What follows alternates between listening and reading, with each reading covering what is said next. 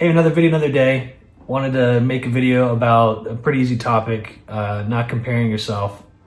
Um, you know, I think it's really tough, especially for musicians, definitely entrepreneurs, anybody in a field anyway. You know, you could see someone that just started a company, now they're zooming by and you're like, what, I've been here forever. Why am I not allowed? And, I'll tell you what, I couldn't never do the 9 to 5. I did it before in an office, and just the fact of someone telling me what to do, and then other people that I thought, I was like, hey, like, I think I know a lot more about the subject than you do, but you're going to tell me what you think. And, and that's why I've always been an entrepreneur, and it's always been the best for me because I'm in charge. And not like I want to be in charge of everybody else, but I just, I've always had an issue of, don't be, condescending to me because you're my, it's wild when I think of the American corporate stuff, careers, and how it's all mapped out and it's all about titles and stuff. And I never even thought about titles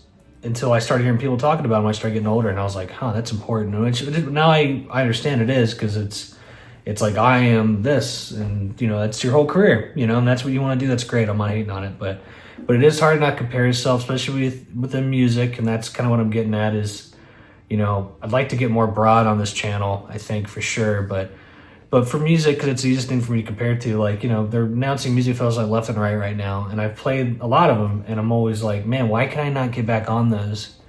Do they hate me? What is it? And a lot of it is, it's all who you know. And they could just like the other agents or talent buyers or whatever coming in. But, a lot of times, man, too, just let it be known, a lot of these are pay for play. They're taking money, and obviously, why would you not? If I owned a music festival that everybody wanted to play, and then some guys like, dude, I'll pay you $10,000. I'm like, yeah, because this festival's expensive to put on, And so, it's always more than It's best to not always assume that you know everything, but I'll tell you what, it's very hard to not compare yourself, and I deal with it a lot. I definitely get some weird interactions online, and I guess I always knew that was coming, because the more you're kind of known online, people just always love to be real big and powerful behind the keyboard, and it's best to always just ignore it, maybe just delete it, who cares. But you will see other artists, it's just talking about music and comparing, that are just like blown right by, and you're like,